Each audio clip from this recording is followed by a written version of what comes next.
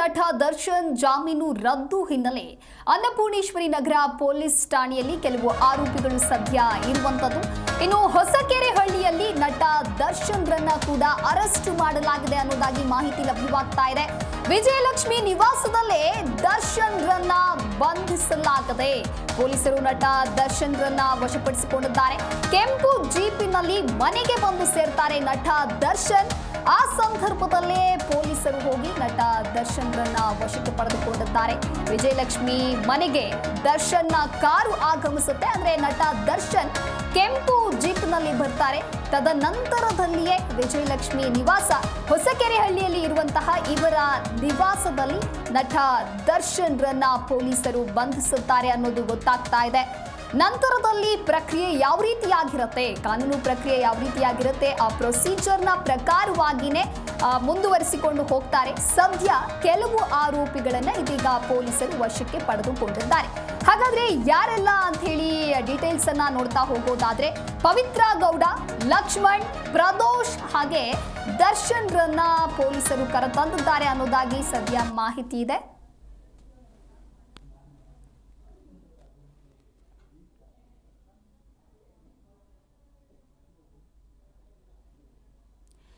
ನೀವು ದೃಶ್ಯಾವಳಿಯಲ್ಲಿ ಕೂಡ ಗಮನಿಸ್ತಾ ಇರಬಹುದು, ಪವಿತ್ರರನ್ನ ಕೂಡ ಪೊಲೀಸರು ಅವರ ನಿವಾಸಕ್ಕೆ ತೆರಳಿ ಅರೆಸ್ಟ್ ಮಾಡಿದ್ದಾರೆ. ಆ ಒಂದು ದೃಶ್ಯಾವಳಿಯನ್ನ ನೀವು ಗಮನಿಸ್ತಾ ಇದ್ದೀರಾ ಮೊದಲನೆಯ ದೃಶ್ಯದಲ್ಲಿ. ಇನ್ನು ಎರಡನೆಯ ದೃಶ್ಯದಲ್ಲಿ ನೀವು ನೋಡ್ತಾ ಇರಬಹುದು, ದರ್ಶನ್ನ ರೆಡ್ ಜೀಪ್ ಏನಿದೆ ಅವರ ನಿವಾಸಕ್ಕೆ ಬರುತ್ತೆ.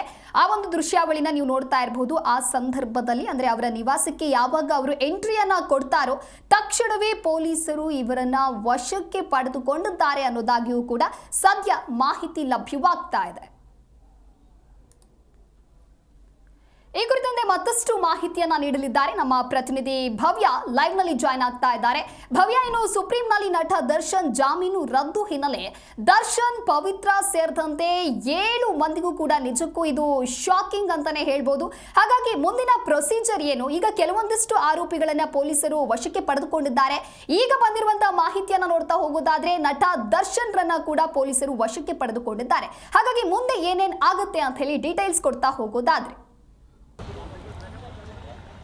ಎಸ್ ದಿವ್ಯದಾಸ್, ಈಗಿನ ಅಪ್ಡೇಟ್ ಹೊಸಕೆರೆ ಬಳಿಯ ಪ್ರೆಸ್ಟೇಜ್ ರಿಡ್ ಸೌತ್ ಅಪಾರ್ಟ್ಮೆಂಟಲ್ಲಿ 4154 15ನೇ ಫ್ಲೋರ್ನಲ್ಲಿ ವಿಜಯಲಕ್ಷ್ಮಿ ಒಂದು ಅಪಾರ್ಟ್ಮೆಂಟನ್ನು ಹೊಂದಿದ್ರು. ಅಲ್ಲಿ ಈಗ ದರ್ಶನನ್ನು ಕಾಮಾಕ್ಷಿಪಾಳ್ಯ ಇನ್ಸ್ಪೆಕ್ಟರ್ ಹಾಗೆಯೇ ಗೋವಿಂದರಾಜನಗರ ಪೊಲೀಸರು ಕೂಡ ಈಗಾಗಲೇ ವಶಕ್ಕೆ ಪಡೆದು ಅರೆಸ್ಟ್ ಪ್ರೊಸೆಸನ್ನು ಕೂಡ ಈಗಾಗಲೇ ಮಾಡ್ತಾ ಇರುವಂಥದ್ದು. ಯಾಕಂದರೆ ದರ್ಶನ್ ಅವರು ಅಂದರೆ ಮೈಸೂರಲ್ಲಿದ್ದರು, ಮಡಿಕೇರಿಯಲ್ಲಿದ್ದರು, ಈ ರೀತಿಯಾದಂತಹ ಮಾಹಿತಿ ಮಧ್ಯಾಹ್ನದಿಂದ ಕೂಡ ಬರ್ತಾ ಇದ್ರು. ಕೊನೆಗೂ ಸುಪ್ರೀಂ ಕೋರ್ಟ್ ಏನು ಆದೇಶವನ್ನು ಕೊಟ್ಟ ಬಳಿಕ ಪೊಲೀಸರು ಅವರನ್ನು ವಶಕ್ಕೆ ಪಡೆಯುವಲ್ಲಿ ಯಶಸ್ವಿ ಆಗಿದ್ದಾರೆ. ಇನ್ನು ಅರೆಸ್ಟ್ ಪ್ರೊಸೆಸ್ ಈಗಾಗಲೇ ಶುರುವಾಗಿದೆ. ಮೊದಲು ಯಾವುದೇ ಆರೋಪಿಯನ್ನ ಅರೆಸ್ಟ್ ಮಾಡಿದ ಬಳಿಕ ಅಂದ್ರೆ ಆತನನ್ನ ನ್ಯಾಯಾಲಯಕ್ಕೆ ಹಾಜರುಪಡಿಸಬೇಕು. ಮೊದಲು ಇಲ್ಲಿಂದ ನೇರವಾಗಿ ಅನ್ನಪೂರ್ಣೇಶ್ವರ ನಗರ ಪೊಲೀಸ್ ಠಾಣೆಗೆ ಕರೆದೊಯ್ಯುವ ಸಾಧ್ಯತೆ ಇರುವಂಥದ್ದು. ಯಾಕಂದ್ರೆ ಈಗಾಗಲೇ ಬಂಧಿತರಾಗಿರುವಂತಹ A1 ಆರೋಪಿಯಾಗಿರುವಂತಹ ಪವಿತ್ರ ಗೌಡ ಸೇರಿದಂತೆ ಒಟ್ಟು ಇಲ್ಲಿವರೆಗೆ 5 ಆರೋಪಿಗಳನ್ನ ಪೊಲೀಸರು ವಶಕ್ಕೆ ಪಡೆದಿದ್ದಾರೆ. ಸುಪ್ರೀಂ ಕೋರ್ಟ್ನಲ್ಲಿ ಒಟ್ಟು 7 ಆರೋಪಿಗಳ ಜಾಮೀನು ರದ್ದಾಗಿರುವಂಥದ್ದು. ಅದರಲ್ಲಿ 2 ಇನ್ನೂ ಕೂಡ ಚಿತ್ರದುರ್ಗದಲ್ಲಿ ಇರುವಂಥದ್ದು. ಸೊ ಹೀಗಾಗಿ ಚಿತ್ರದುರ್ಗದಲ್ಲಿ ಅಲ್ಲಿರುವ ಪೊಲೀಸರು ಅವರ ಮನೆಯಲ್ಲೇ ಇರುವಂತೆ ಹೇಳಿ ಅವರನ್ನ ಕೂಡ ವಶಕ್ಕೆ ಪಡೆಯುವಂತಹ ಕೆಲಸವನ್ನ ಮಾಡ್ತಾ ಇರುವಂತದ್ದು. ಪ್ರಮುಖವಾಗಿ ಇಲ್ಲಿ ಈಗಾಗಲೇ A2 ಆರೋಪಿ ದರ್ಶನ್ ಅನ್ನ ಕೂಡ ವಶಕ್ಕೆ ಪಡೆಯುವಲ್ಲಿ ಪೊಲೀಸರು ಯಶಸ್ವಿಯಾಗಿದ್ದಾರೆ. ಯಾಕಂದ್ರೆ ನಗರ ಪೊಲೀಸ್ ಆಯುಕ್ತ ಶ್ರೀಮಂತ್ ಕುಮಾರ್ ಸಿಂಗ್ ಹಾಗೇನೆ DCP ಗಿರೀಶ್ ನೇತೃತ್ವದಲ್ಲಿ ಸುಮಾರು 7 ತಂಡಗಳನ್ನ ರಚನೆ ಮಾಡಲಾಗಿತ್ತು. ಅದರಲ್ಲಿ ಒಂದು ತಂಡ ಈಗಾಗಲೇ ದರ್ಶನ್ ಅವರನ್ನ ಹೊಸಕೆರೆಹಳ್ಳಿ ಪ್ರೆಸ್ಟೇಜ್ ಅಪಾರ್ಟ್ಮೆಂಟ್ ಅಲ್ಲಿ ವಶಕ್ಕೆ ಪಡೆಯುವಲ್ಲಿ ಯಶಸ್ವಿಯಾಗಿದ್ದಾರೆ. ದರ್ಶನ್ 4154 ಈ ಅಪಾರ್ಟ್ಮೆಂಟ್ ಅಲ್ಲಿ ಕೂಡ ಅವರ ಹೆಂಡತಿ ಜೊತೆ ಒಂದು ವಾಸವನ್ನ ಮಾಡ್ತಾ ಇದ್ರು. ಸೊ ಇಲ್ಲಿ ಅವರನ್ನ ಬಂಧಿಸಿದ್ದಾರೆ ಅನ್ನೋ ಮಾಹಿತಿ ಕೂಡ ಈಗಾಗಲೇ ಲಭ್ಯವಾಗ್ತಾ ಇರುವಂತದ್ದು. ಸದ್ಯ ಅವರನ್ನ ಸಂಜೆ ಈಗ 5 ಗಂಟೆ ಒಳಗಡೆ ಇಲ್ಲಿ ಸಿಟಿ ಸಿವಿಲ್ ಆವರಣದ ಒಳಗಡೆ ಇರುವಂತಹ ನ್ಯಾಯಾಲಯಕ್ಕೆ ಹಾಜರುಪಡಿಸಬೇಕು. ಒಂದು ವೇಳೆ 5:30 ಗಂಟೆ ಕಳೆದ್ರೆ ಕೋರ್ಮಂಗಲ ಜಡ್ಜ್ ಮನೆಗೆ ಕೂಡ ಹಾಜರುಪಡಿಸುವ ಸಾಧ್ಯತೆ ಇರುವಂತದ್ದು. ಸೊ ಇವತ್ತು ಅರೆಸ್ಟ್ ಪ್ರೊಸೆಸ್ ಏನಿದೆ ಅದನ್ನೆಲ್ಲ ರಾತ್ರಿ ಒಳಗಡೆ ಮುಗಿಸೋದಕ್ಕೆ ಈಗಾಗಲೇ ಪೊಲೀಸರು ಕೂಡ ಪ್ಲಾನ್ ಮಾಡಿದ್ದಾರೆ. ಯಾಕಂದ್ರೆ ನಾಳೆ ಶುಕ್ರವಾರ ಇಂಡಿಪೆಂಡೆನ್ಸ್ ಡೇ, ಶನಿವಾರ ಸೆಕೆಂಡ್ ಸ್ಯಾಟರ್ಡೆ, ಆದಿತ್ಯವಾರ ರಜೆ ಇರೋ ಕಾರಣಕ್ಕಾಗಿ ಇವತ್ತೇ ಏನಿದ್ರು ಕೂಡ ಮೆಡಿಕಲ್ ಟೆಸ್ಟ್ ಆಗಿರ್ಬೋದು ಕೋರ್ಟ್ ಮುಂದೆ ಹಾಜರುಪಡಿಸುವಂತಹ ಕೆಲಸವನ್ನ ಪೊಲೀಸರು ಮಾಡಬೇಕಾಗುತ್ತೆ.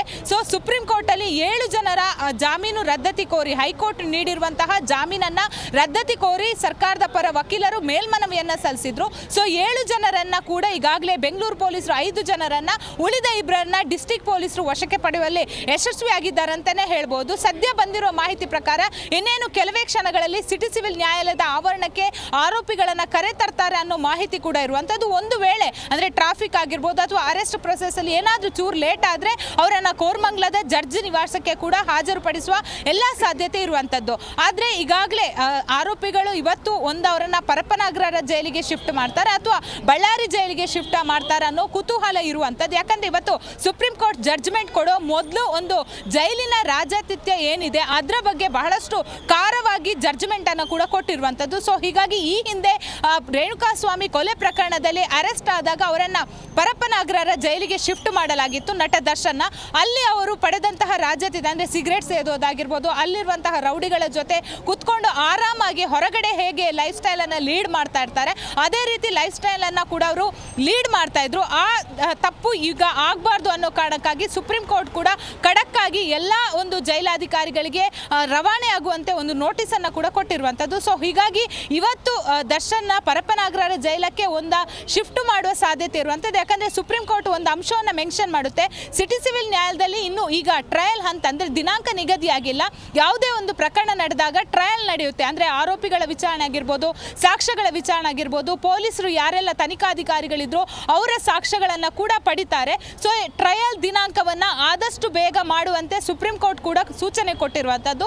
ಸೊ ಟ್ರಯಲ್ ಹಂತ ನಡೆಯುವಾಗ ಯಾರೆಲ್ಲ ಆರೋಪಿಗಳಿರ್ತಾರೆ ಅವರನ್ನ ಖುದ್ದಾಗಿ ನ್ಯಾಯಾಲಯಕ್ಕೆ ಕರೆ ತರಬೇಕಾಗುತ್ತೆ. ಸೊ ದರ್ಶನನ್ನ ಒಂದು ವೇಳೆ ಬಳ್ಳಾರಿ ಜೈಲಿಗೆ ಶಿಫ್ಟ್ ಮಾಡಿದ್ರೆ ವಿಡಿಯೋ ಕಾನ್ಫರೆನ್ಸ್ ಮೂಲಕ ಆತ ಬಂದು ಅಂದ್ರೆ ಅಟೆಂಡ್ ಮಾಡೋದಕ್ಕೆ ಸಾಧ್ಯ ಇಲ್ಲ. ಯಾಕಂದ್ರೆ ಸಮ್ಟೈಮ್ಸ್ ನೆಟ್ವರ್ಕ್ ಇಶ್ಯೂ ಕೂಡ ಬರುವ ಸಾಧ್ಯತೆ ಇರುತ್ತೆ. ಸೊ ಹೀಗಾಗಿ ಪರಪ್ಪನಗ್ರಹಾರ ಜೈಲಿಗೆನೆ ಶಿಫ್ಟ್ ಮಾಡುವಂತೆ ಮನವಿ ಮಾಡುವ ಸಾಧ್ಯತೆ ಇರುವಂತದ್ದು. ಮತ್ತೊಂದು ಕಡೆ ದಿವ್ಯದಾಸ್, ಇಲ್ಲಿ ನಾವು ಬಹಳಷ್ಟು ಗಮನಿಸಬೇಕಾದ ವಿಚಾರ ಏನಂದ್ರೆ ಈ ಹಿಂದೆ ದರ್ಶನ್ ಅರೆಸ್ಟ್ ಮಾಡಿದ ಸಂದರ್ಭದಲ್ಲಿ ನಗರ ಪೊಲೀಸ್ ಆಯುಕ್ತರಾದಂತಹ ದಯಾನಂದ್ ಏನಿದ್ದಾರೆ ಅವರೇ ಈಗ ಜೈಲಾಧಿಕಾರಿ ಕೂಡ ಆಗಿರುವಂತದ್ದು. ಸೊ ಈಗಾಗಲೇ ಅವರು ಅಧಿಕಾರಿಗಳ ಜೊತೆ ಸಭೆಯನ್ನು ಕೂಡ ಮಾಡಿದ್ದಾರೆ. ಸೊ ಯಾವುದೇ ಕಾರಣಕ್ಕೂ ಕೂಡ ಲೋಪದೋಷಗಳು ಜೈಲಲ್ಲಿ ನಡಿಬಾರ್ದು ಅನ್ನೋ ಕಾರಣಕ್ಕೆ ಈಗಾಗಲೇ ಪ್ರತಿ ಸಿಬ್ಬಂದಿಗಳನ್ನ ಕೂಡ ಅಲರ್ಟ್ ಮಾಡಿರುವಂತದ್ದು. ಯಾಕಂದ್ರೆ ದರ್ಶನ್ ಈಗ ಆರೋಪಿ, ಕೊಲೆ ಮಾಡಿರುವಂತಹ ಕೈದಿ. ಸೊ ಹೀಗಾಗಿ ಆತನಿಗೆ ಕೈದಿಗಳಿಗೆ ಯಾವ ರೀತಿಯಾದಂತಹ ಅಲ್ಲಿ ಅಂದ್ರೆ ಜೈಲಲ್ಲಿ ನೋಡ್ಕೋ ಅದೇ ರೀತಿ ದರ್ಶನನ್ನ ಕೂಡ ನೋಡ್ಕೋಬೇಕು.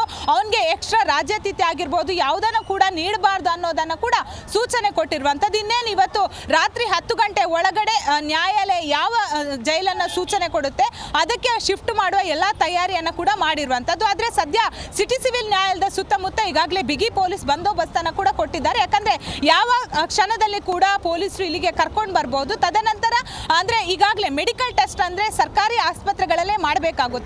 ಒಂದ ವಿಕ್ಟೋರಿಯಾ ಆಸ್ಪತ್ರೆಯಲ್ಲಿ ಅಥವಾ ಬೌರಿಂಗ್ ಅಲ್ಲಿ ಮಾಡುವ ಸಾಧ್ಯತೆ ಇರುವಂತದ್ದು. ಆದ್ರೆ ಬಹುತೇಕವಾಗಿ ವಿಕ್ಟೋರಿಯಾ ಆಸ್ಪತ್ರೆಯಲ್ಲೇ ಅವರಿಗೆ ಬೇಕಾದಂತಹ ಮೆಡಿಕಲ್ ಟೆಸ್ಟ್ ಅನ್ನ ಮಾಡಿಸುವ ಎಲ್ಲಾ ಸಾಧ್ಯತೆ ಇದೆ.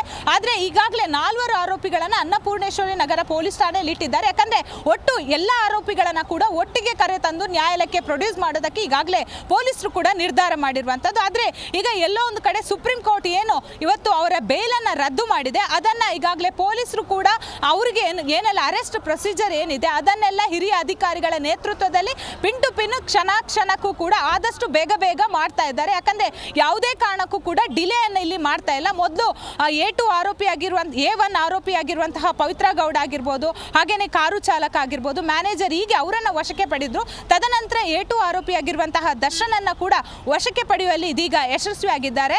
ಇನ್ನೇನಿದ್ರು ದರ್ಶನ್ ಇನ್ನು ಬಹಳಷ್ಟು ದಿನಗಳ ಕಾಲ ಜೈಲೇ ಫಿಕ್ಸ್ ಅಂತ ಹೇಳ್ಬೋದು. ಯಾಕಂದ್ರೆ ಅವರು ಮತ್ತೆ ಹೈಕೋರ್ಟ್ಗೆ ಹೋಗ್ಬೇಕಾದ್ರೆ ಬಹಳಷ್ಟು ಕಷ್ಟಕರ. ಯಾಕಂದ್ರೆ ಸುಪ್ರೀಂ ಕೋರ್ಟ್ ಒಂದು ವಿಚಾರವನ್ನ ಕೂಡ ಮೆನ್ಷನ್ ಮಾಡಿರುವಂತದ್ದು, ಹೈಕೋರ್ಟ್ ತರಾತುರಿಯಲ್ಲಿ ಎಲ್ಲೋ ಒಂದು ಕಡೆ ಜಡ್ಜ್ಮೆಂಟ್ ಅನ್ನ ಕೊಟ್ಟಿದೆ, ಸುಪ್ರೀಂ ಕೋರ್ಟ್ ಈ ರೀತಿಯಾದಂತಹ ತಪ್ಪನ್ನ ಮಾಡಲ್ಲ ಅಂತ. ಸೊ ಹೀಗಾಗಿ ಕೆಲ ಹಂತದ ನ್ಯಾಯಾಲಯದಲ್ಲಿ ಟ್ರಯಲ್ ನಡೆದ ಬಳಿಕ ಅವರು ಏನಾದರೂ ಡಿಸಿಷನ್ ಅನ್ನು ತೆಗೆದುಕೊಳ್ಳಬಹುದು ಅನ್ನೋದು ವಕೀಲರ ಅಭಿಪ್ರಾಯ ಆಗಿದೆ. ದಿವ್ಯದಾಸ್. ಓಕೆ, ಥ್ಯಾಂಕ್ ಯು ಭವ್ಯ ನಿಮ್ಮೆಲ್ಲ ಮಾಹಿತಿಗಾಗಿ.